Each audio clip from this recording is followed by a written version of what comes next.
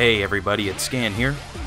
If I only had one word I could use to describe Bardock's moveset, it would be tenacious.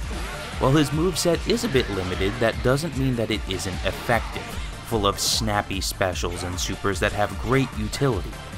You'll find that he has better ways than most to close ground on the opponent in the blink of an eye. Most of Bardock's normals aren't anything to be too excited about. His auto combo is basic and, unfortunately, that second hit is not an overhead. His most notable normals are his 5M, which has a nice dash forward startup, his 5H, which if you are going to praise one of his normals, it's this one due to its fantastic range, and 2H, a double axe handle with predictable solid anti-air capabilities. Rebellion Spear is Bardock's main special tool, a move with fantastic speed, range, and utility.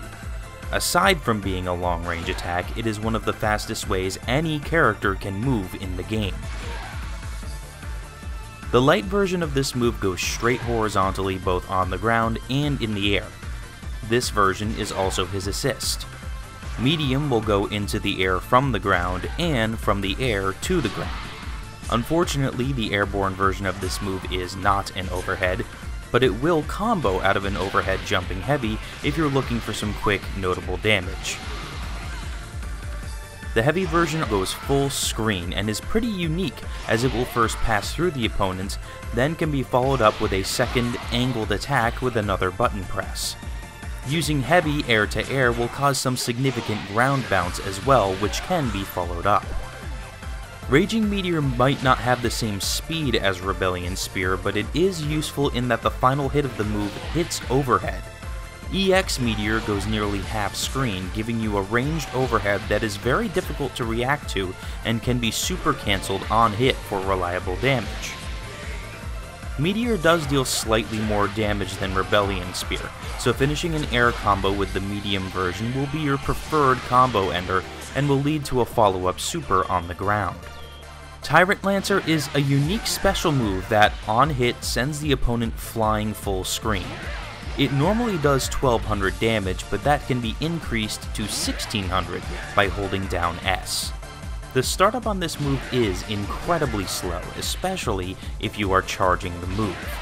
But it is such a dramatic shift in Bardock's overall momentum that your opponent may drop their guard at the last second attempting to counterattack you. If this move hits, it is an easy confirm into some potentially huge damage.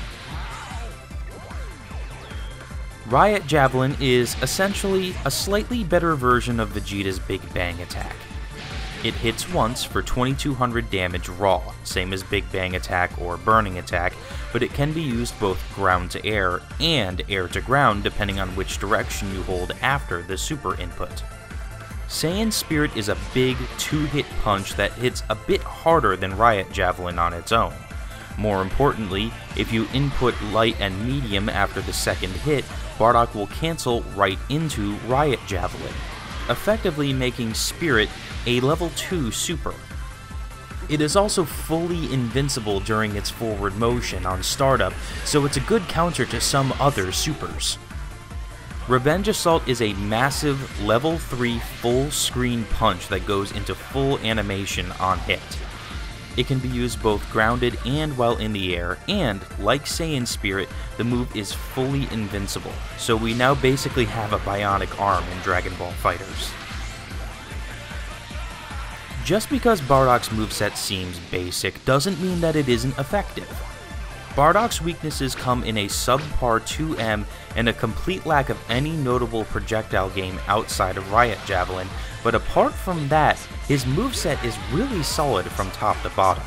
His job is to use his highly mobile moves to get right in your face and keep up the pressure, kind of similar to how Kid Buu plays.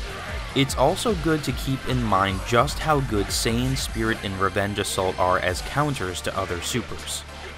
The real unique move in his moveset is Tyrant Lancer. It's kind of a question mark to me right now, and I do hope to come back to it to find some setups for it. Right now, I think it is best used while being covered by an assist when your opponent is cornered. Getting the most out of Bardock's moveset will require quite a bit of meter usage, so using him as an anchor character will more than likely be your best option. His assist works well as a ground combo extender, very similar but faster than Yamcha, while it is limited to a single hit.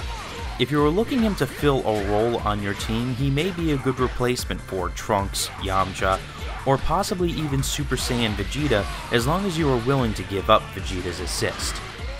Bardock is a brawler meant to get right in your face and hit you simply as hard as he can. He is a no-nonsense brawler who just wants to get in there and fight as hard as he can.